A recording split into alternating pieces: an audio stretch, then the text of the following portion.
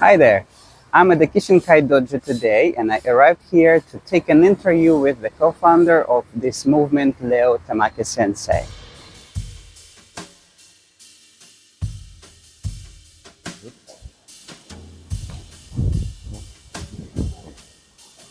So here you withdraw this, here, and touch.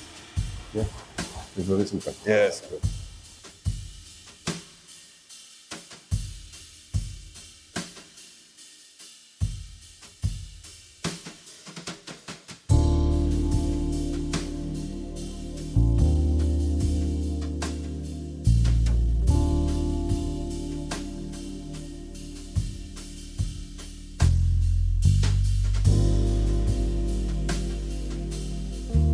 It's okay if you punch him.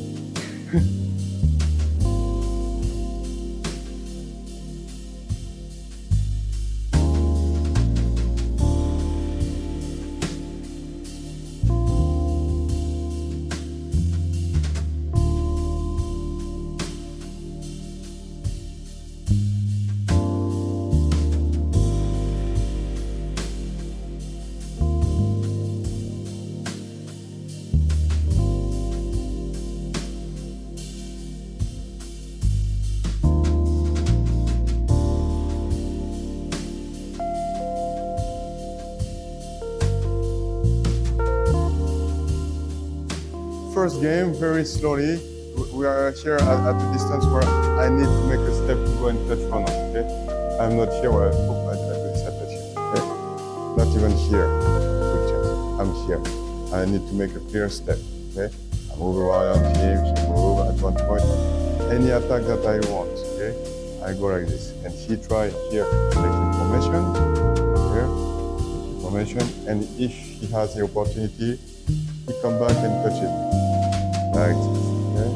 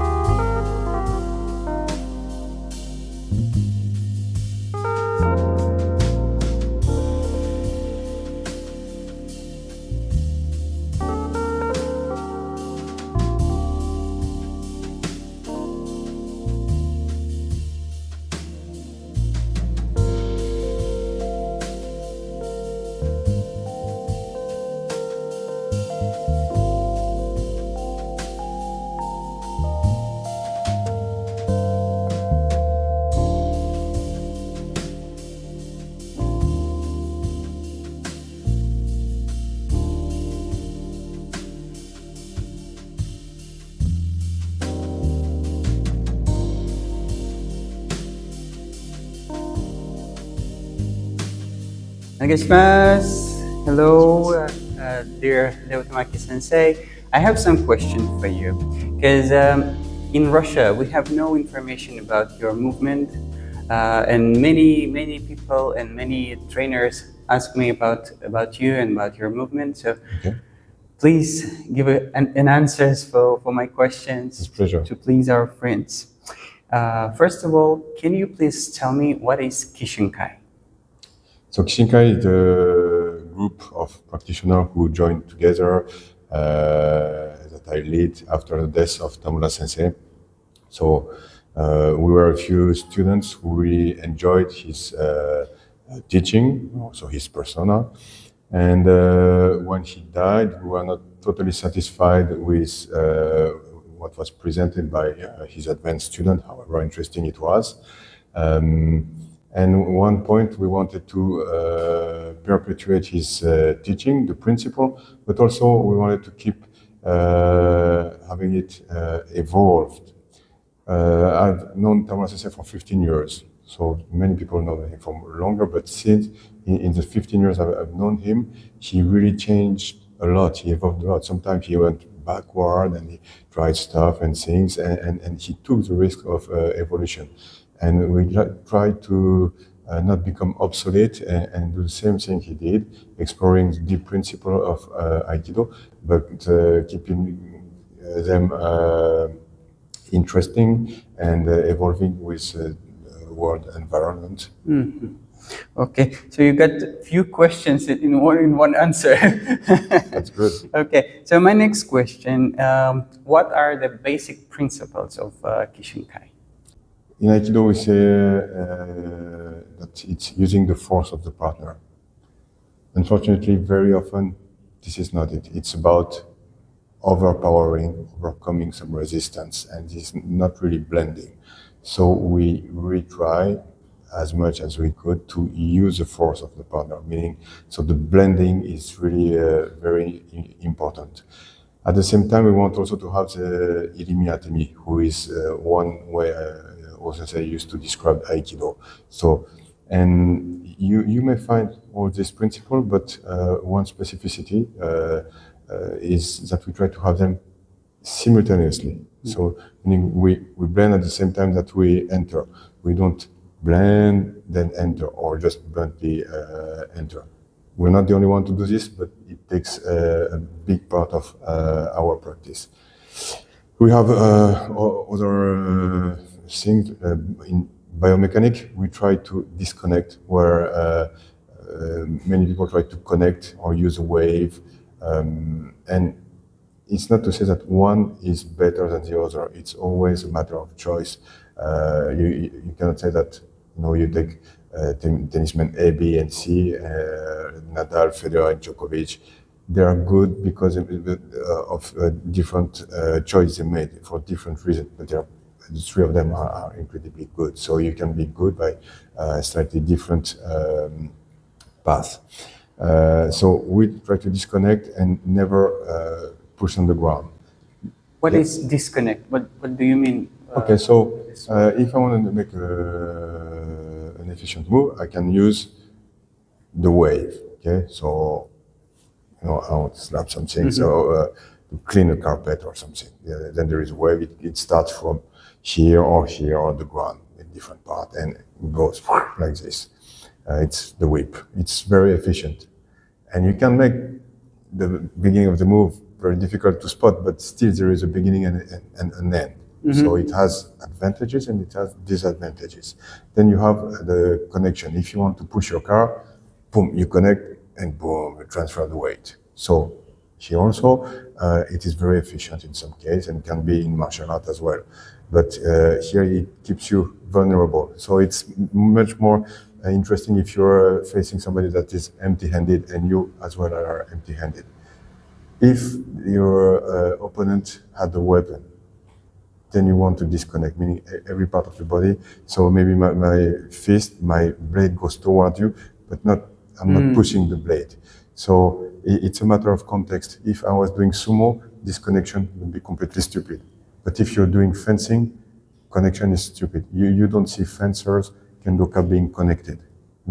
So some of them you see the wave, but very often you see disconnection. So all the body parts do their job, and the coordination you can choose. So one part and then, or one part and already the second, like you've done a third of the move or half of the move, and so on. It's somebody doing drums, disconnecting. So different part doing different things. Here, okay. So already disconnected. From this here. Oh, very good. That's the best I could do. As close as possible and not touch. So here I enter, okay? And here also there is disconnection, okay? Here. So all the part of your body is working and doing their stuff, and it's not moving from one part to another, okay? Here again. So, much slower, please.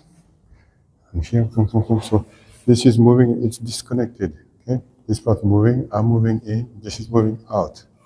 Here, and it's here.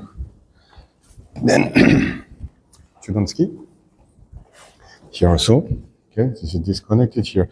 It's not here that I'm doing some kind of move like this. Here, okay? Letting it pass. And here at the same time, it's here, in. I'm in. Okay? So when I'm going down, I'm not pushing, all different part of the body is moving separately. There can be coordination. There is no connection. Okay? So at some point, it can look like it's connected because everything, there is this, everything goes at the same time. But this is not pushed by this. Okay, so this is about disconnection. The last principle I want to emphasize, I'm only talking about practice, not the mindset here, but the last thing is okay.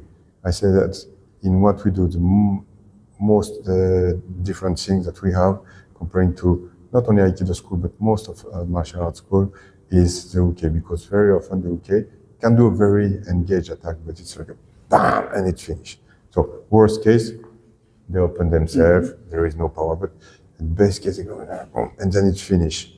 For ourselves, we work on the attack, how to be efficient in the attack, but also what happened when the guy follow with his attack and everything don't go the way you expected.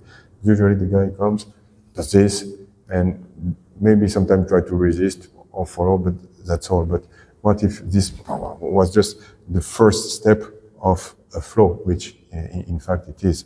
Like in boxing, you don't see this and finish. No, it's in fencing, you don't see this, finish. So for that kind of moves, I guess it requires more freedom in the body. Exactly, you're right. I forgot the exact phrase that pianist McCoy Tyner said, but he said, before taking the responsibility of freedom, you have to go through the stage, of classicism or something like this. So limits. Yeah. So very often people divide stuff. So you have some great jazzmen. I like jazz very much, but sometimes they lack quality of sound, or sometimes you have great classic player, perfect sound, but they are stuck in a form. They cannot play. My wife is a classical flutist of very high level. And so what I think is very interesting and important is like you go through the classical stage, so in classical music, then from this, you go on to work on more and more freedom. And then you have somebody like Keith Jarrett in piano, who's the greatest piano player, in my opinion. So you have the best of both worlds, but very often people are narrow. So, okay, you have schools like Sistema, or you say like, okay, do whatever you want, it's okay. Or you have some other, like a lot of traditional martial art, just do what we do, that's all. I think both can be started from the beginning, because now, the ideal world, you would be classic, and freedom. But people don't have this patience now, they don't get involved for so long. And I think it can be managed to do both at the same time. That's what I try to do. So when we do kata practice, it's very precise, and then I try to open the frame more and more and go back and forth between this. So it becomes very enjoyable for students, because they work on something, but you give it sense and you give it freedom, and they can expand from it. But you have just to be very clear that now is kata, so it's not time to interpret and this. Please try to here enter the frame, enter the form, and then when we open it, don't worry about this detail here. Let it express. My next question can be a bit silly, but still it's very general. What is Aikido for you? So your question is good, because you asked for me.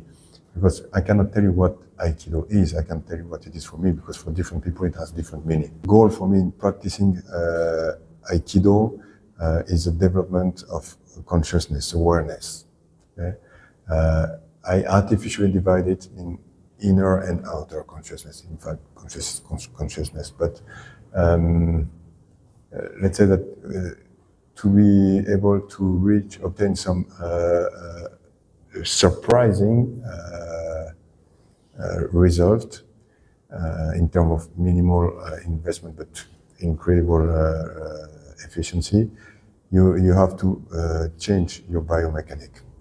And this is inner consciousness. And this also there is a state of mind. As I said very often, if you stay calm during the exercise, whether you get punched or succeed in doing movement is not important. This is secondary. So this is the inner consciousness. And outer consciousness, because if you do shodo, Zen meditation, and a lot of things, it's not only but mostly inner consciousness. Don't we adapt to what is outside? But here, the more we open the frame, the more interesting it is, and you have to be able to here expand, feel what is happening around you, and adapt to this. Because finding inner peace in your cozy home is something that is easy, but here, keeping this inner peace and being able to adapt when 2 or 3 people try to stab you or strike you, it's much more difficult. For example, so I have people who come for professional dancer, professional yoga teacher, and so on. And it can be very good when you do in a very controlled environment. And we open a frame a bit, and everything disappears. They're not used to this.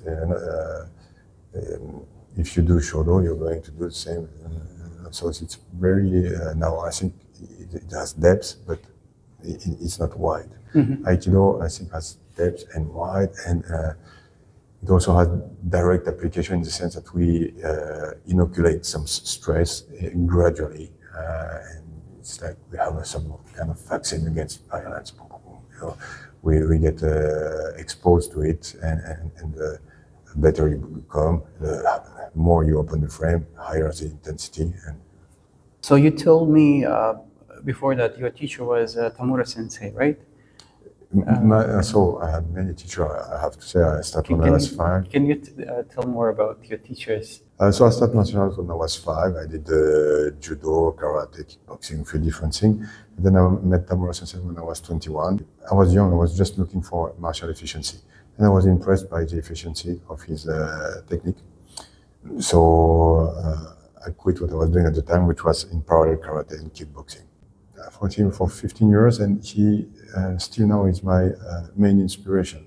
I met a lot of other great teachers. I keep meeting other great teachers. But the way he handled himself, what I felt in his technique, the sharpness, the power of his presence, and also when he wanted trick, he was able to raise himself and disappear. Something that I really inspires me. Then other teachers who influenced me were Kuroda Sensei, Hino Sensei, and Kono Sensei. Kuroda Sensei, I followed him also about 15 years. And anytime he came to Europe, I've been his main uke. I should say 70 to 90% of the time, I guess.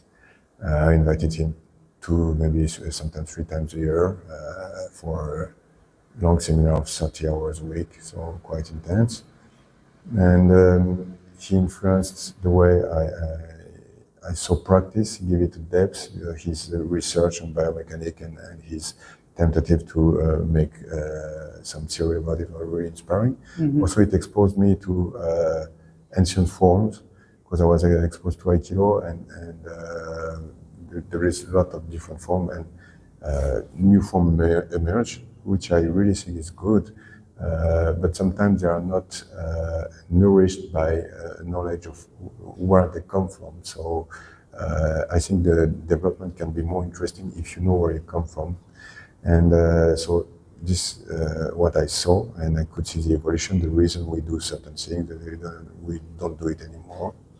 Hino Sensei also inspired me a lot, because the courage he had to build his own method and some principle. The way he read and catch intention, for example. He works on connection, but also disconnection. It was really interesting.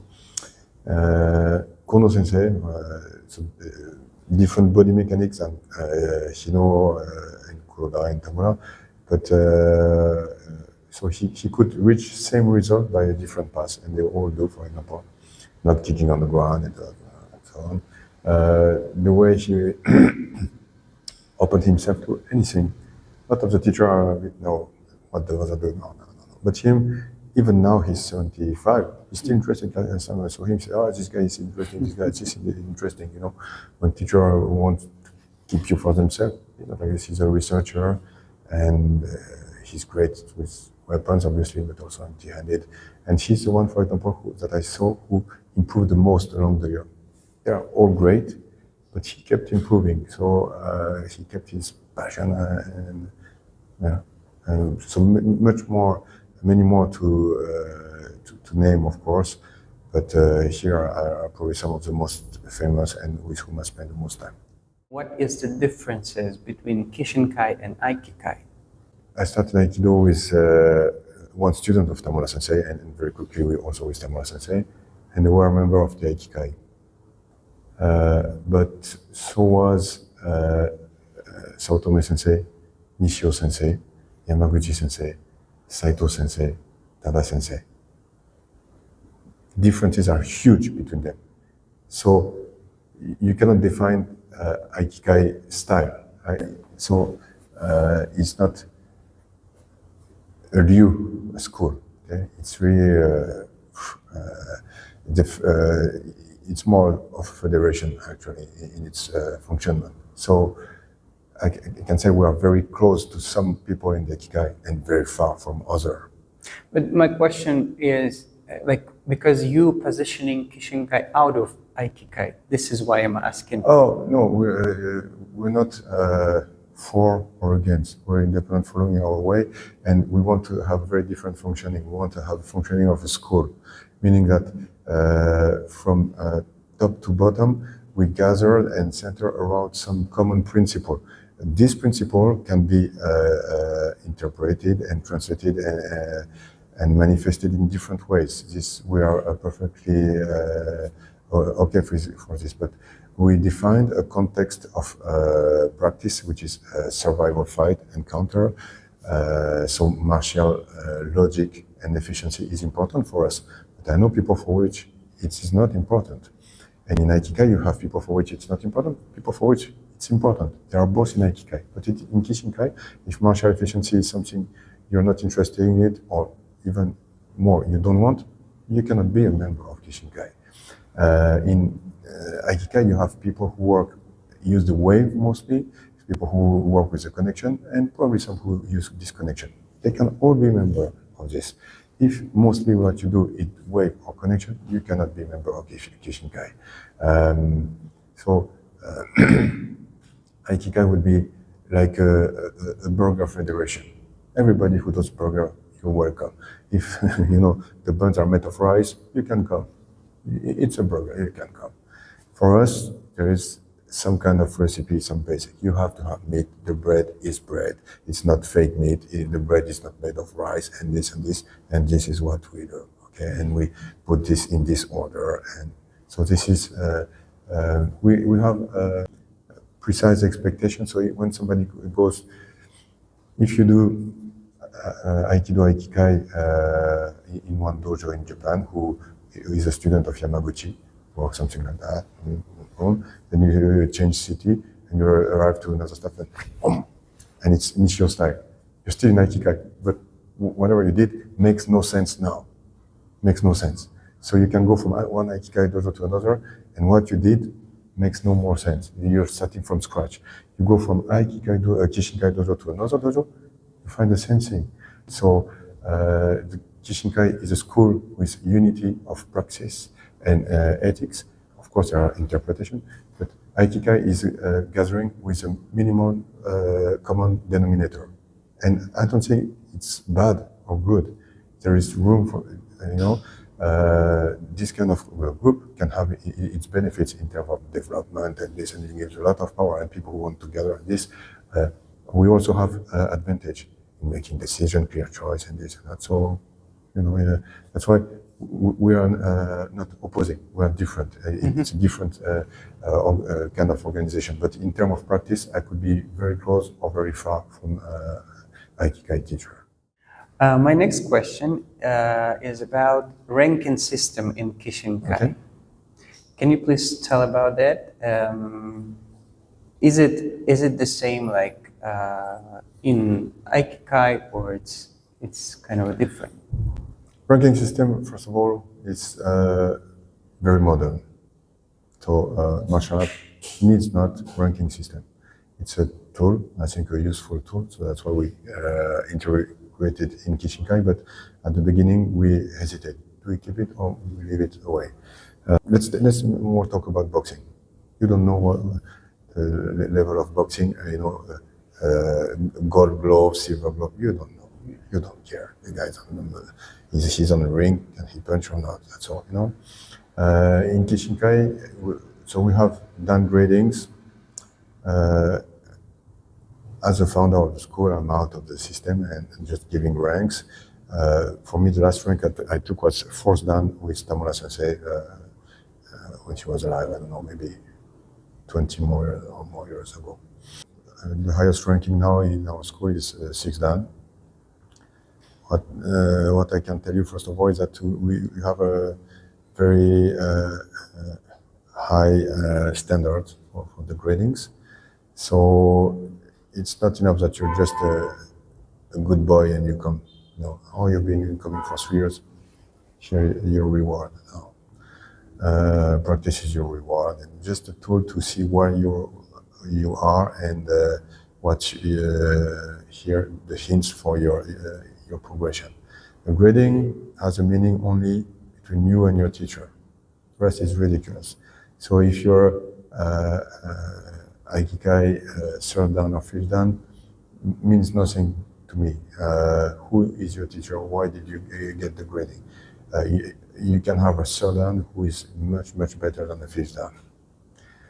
So for me, this is a problem. When you see our gradings, Shodan, Nidan, Sandan, you always know the level and what level they are practicing.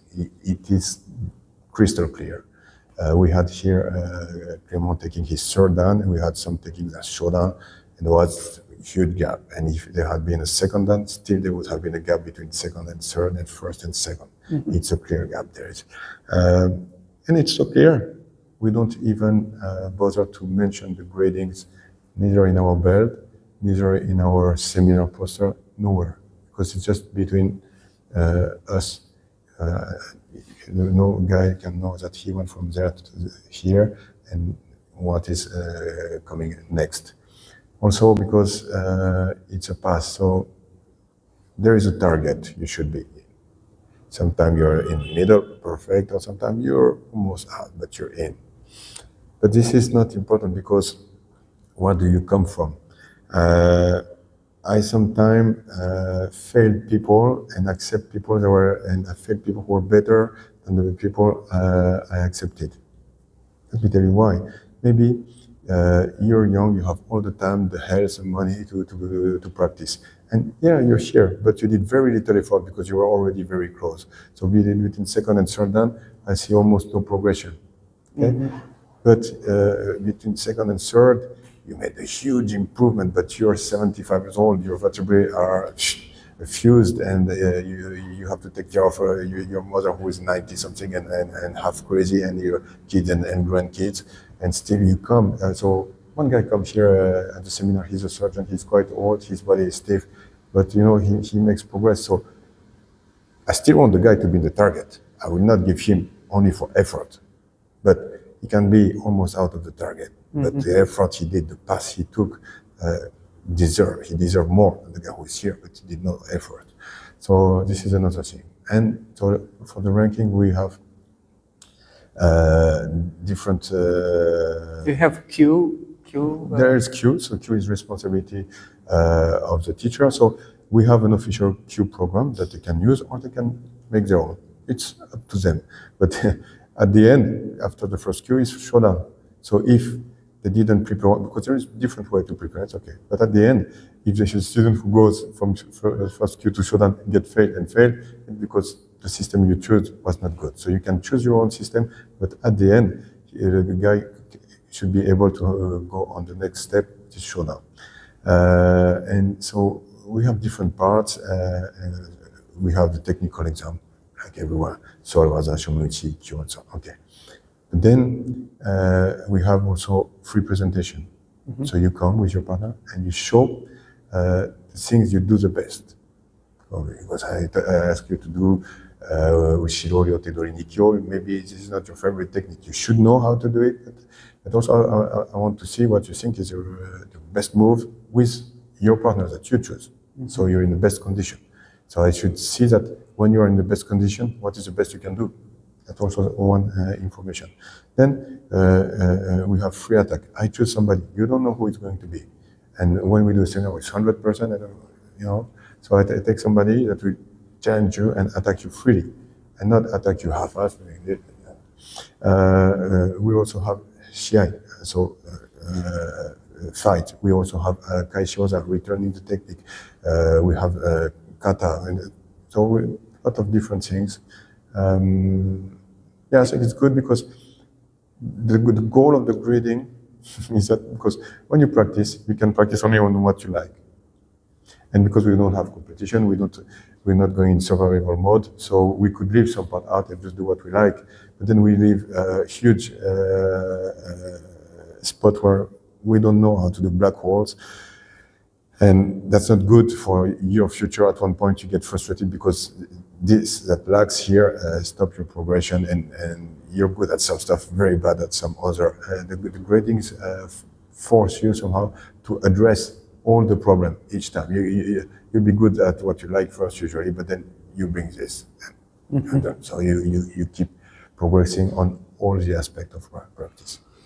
Imura Sensei, who was Nichideshi of O Sensei, is done teaching the military in Japan. So one day he said, Tamaki-san, when I was young, first Aikido first dan was the strongest, stronger than Judo, Karate, Kendo first dan. Say, nowadays, we're the weakest. This is not good. So a dan has to have a meaning.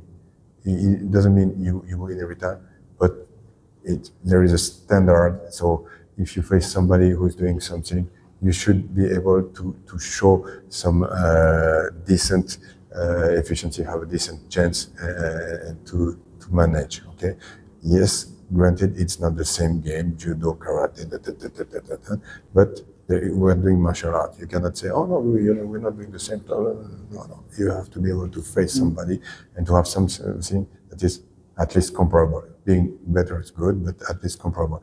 But nowadays, what he told me in the 90s is even more obvious now. You can see all of the comments we have on YouTube and so on. So this is our duty to be very exigent with the grading and not to be, giving lollipops or taking money to give gradings. I think people start to teach too early. I think because let's say Shodan, I think it's like you finish primary school. So of course nobody's around, and you have people, nuclear blast. You're the older guy. You know the most. You're 11. Okay, you're going to be the teacher. In France, at first, people who are yellow belt, so the first grading, were giving seminar at first in karate. But nobody knows. One guy bring it and he pass. He knows better than the other. So at least he had some experience. Yeah, he knows more than the guy. But nowadays, as I said, the rest karate.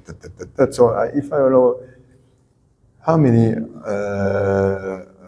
art seriously while you are just a beginner will you start to teach? Not many. But you taking charge of a class and being in the dojo is very different from you being a senpai. So because you enter your Ikkyu, Nikkyu, already Rokyu, Gokyu, Yonkyu, you're 5th Kyu, you're already senpai to 6th Kyu. So there is already some exchange of information. You can slightly guide the person and so on. And maybe you will assist, you help people in preparing for the grading. Then maybe sometime you will be replaced for one class and so on and so on. And I think, ideal case, you start teaching when you are 3rd or 4th. But I started before, many, situations not always ideal.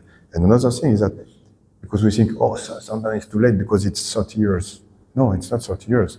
Sometimes can be 2 years. Tamura Sensei, I think it's 3 years, he was 5th dan or something like this. Because nowadays, to take dan, you have to have so many years of practice. Then before it was not like this. If the teacher saw you have the level, you can take the grading. In our school, you can present a grading anytime you want. So we have people who take Shodan in a year, no problem.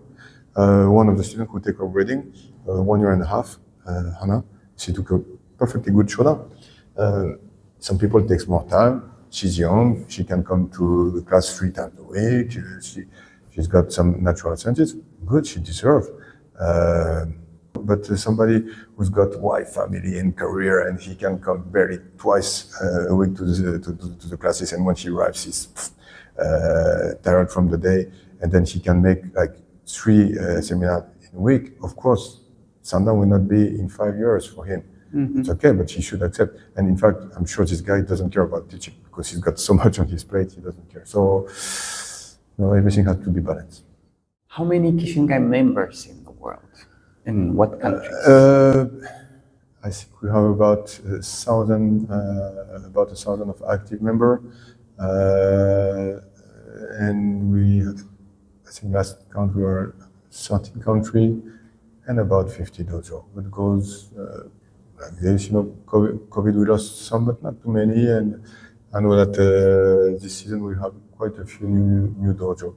But I really tell you the truth, I'm not following this. We have a president in the federation who follows this much closer than I do. And nowhere will you find Kishin Kai, join us.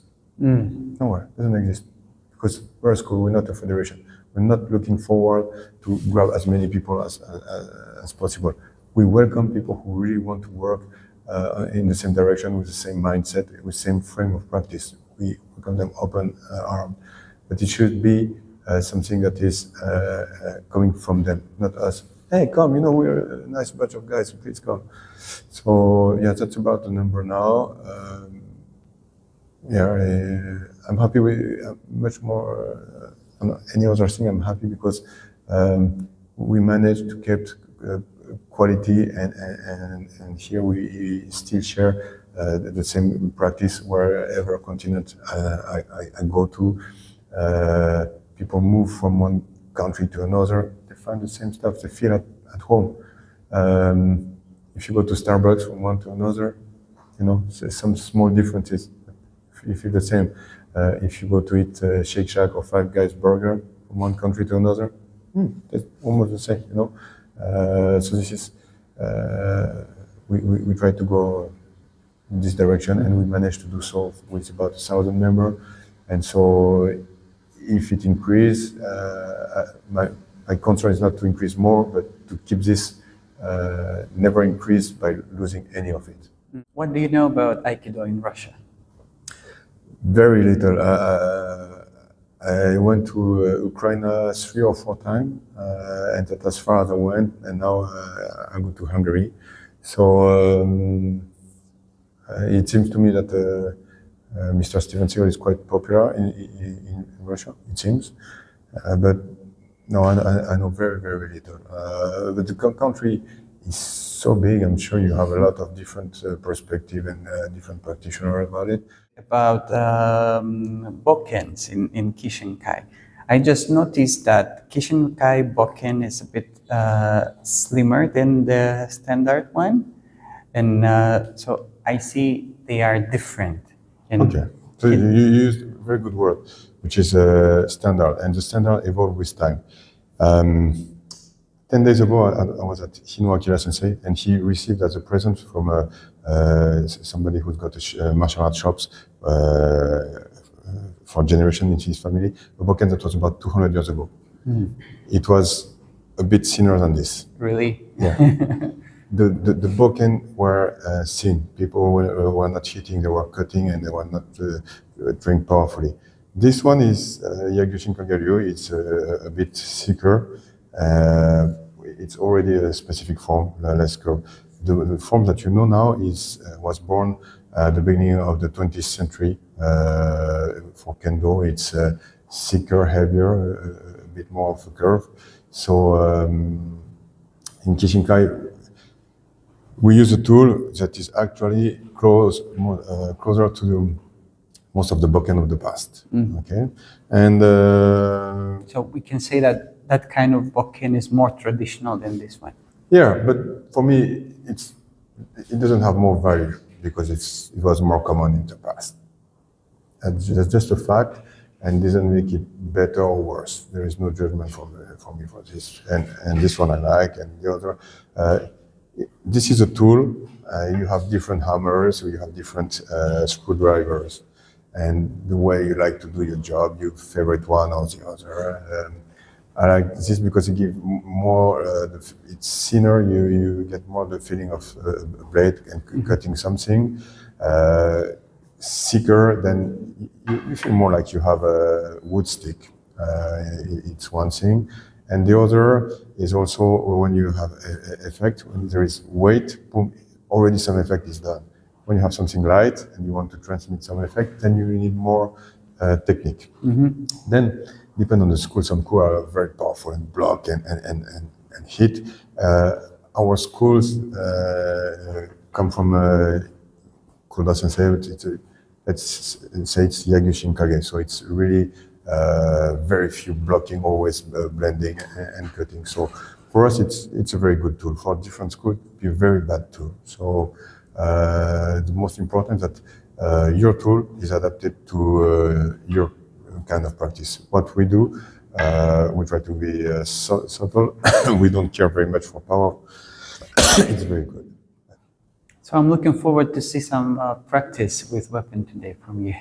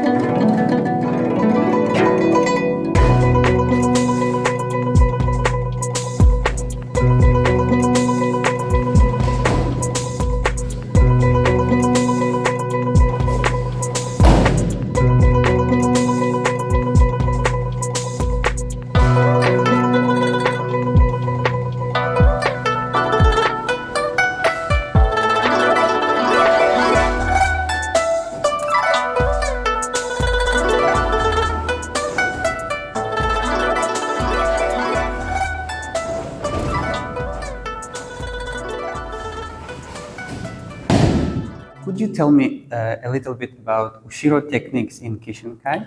Because I noticed at the beginning of the technique is a bit different than I saw before. Okay, yeah. You have all these runnings around Tori. So, and you begin the techniques from a static position, which is unusual. It can be in motion, but you start behind me.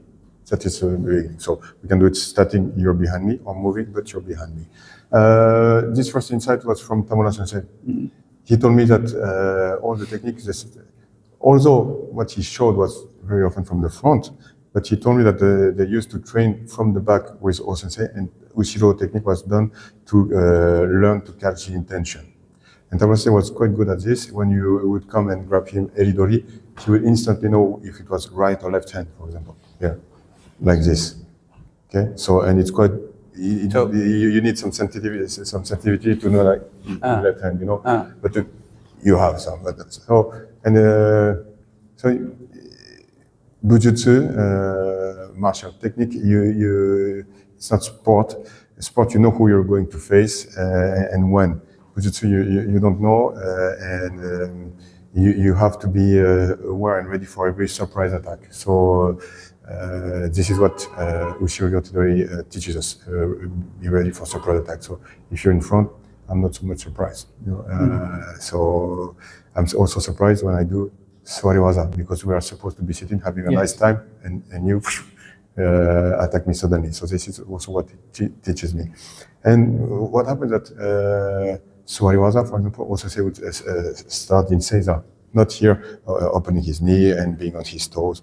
And Ushiro also, at first, he started like this, but then he's a very impatient man. And so he starts in Seiza, does the technique, but he wants to follow up. So he's now from this position that we all know, which is not the right setting. And Ushiro is the same, maybe he starts the first here, but then you're here. So he takes you and sends you on his back to be able to do his technique.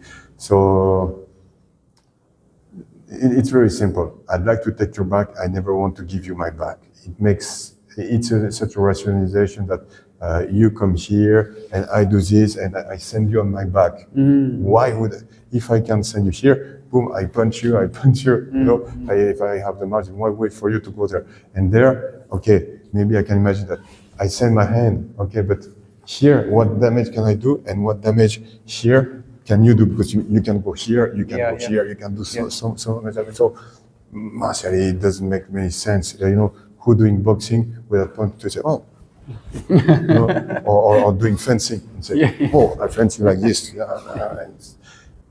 People think we're crazy sending people on our back. If somebody will send me on his back, and like this. So I think that's a case, one of the many cases in Aikido where people doesn't know where it comes from. That's why I told you with Kuroda Sensei, it was one of my first deep exposure to ancient tradition, and I could dive in.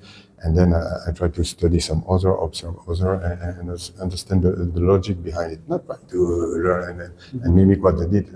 What was the logic behind? What was the reason behind their action? There is one. Is what we are doing rational logic? And very often we're on the verge or when you have somebody facing you, attacking you, let's say Yokumen, I don't want to do this because here there is no impact on him. Here, I'd like to be able to do this, okay? And from here, of course, you have Ikkyo, you have a lot of opportunity, but what you should see is not that, what you should see is here. This, if you move, turn his shoulder line, my spine as a sword. Boom, I cut him, I took his structure. So here if he attacks, and this is very different. But if I'm able to, here, enter here, then take the advantage. This is my spine going here.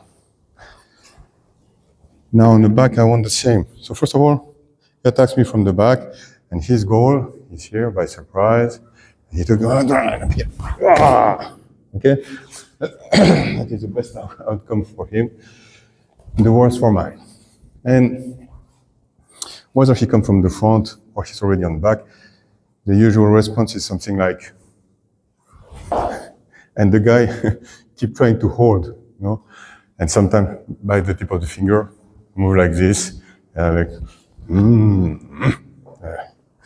But in fact, when he comes, if I manage to do this, this is the next move. The guy is here to harm you. There is no reason he would do this. And I said, we always try to use the strength of our partner. So, Chudansky here, if I do this, I didn't use his strength. My answer is perfectly valid.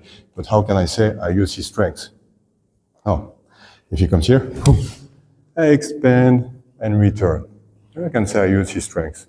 And of course, doing this doesn't stop me from maybe putting some strike somewhere. So here's the same. So it's about blending. He comes, very slowly, please.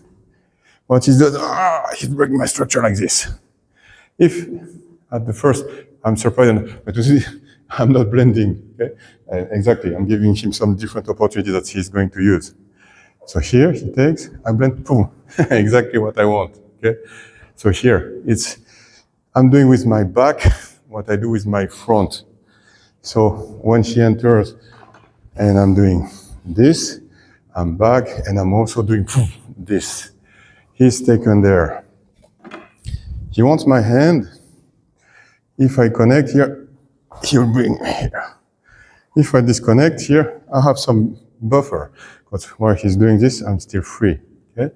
So I give it to him. I attack him here. And now this, I don't do that because here, now again, his hand, he's going to do some stuff. So if he managed to escape my first head strike, he should be facing it now, boom, this punch. Okay? So if I do this here, so this is a blending. At the same time of the blending, I want to have the atemi, okay? If unfortunately he managed to escape, I'll continue attacking. I'm not going for something here. Boom, he comes back instantly. It's because he's threatened on his core that I have a chance. Here, I'm attacking his core, and now again his core. He moved, then I will do Hijiki Mosai. So it's not like here, I will do this, he will keep, I will move around and do this. It makes no sense. Nikyo, for example, the same. Not that I will do this, he will keep holding my hand, I will do this and this. What kind of fantasy world is this?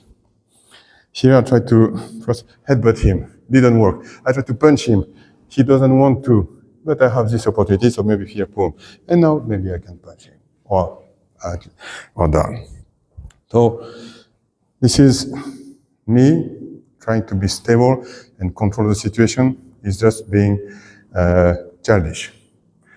Be stable and control your opponent. You control nothing. If you're stable, you become a target. That's as simple as this. So accept that you cannot control anything. It's like you're surfing. So just blend, try to feel and go with the flow and do the best with what you are facing. This is Ushiro. Thank you very much. Arigatou gozaimashita. No. So now we are going to see some practical movements from Leo Tamaki Sensei, yes, with his uke, and I hope you will enjoy this performance. Thank you very much. Thank you.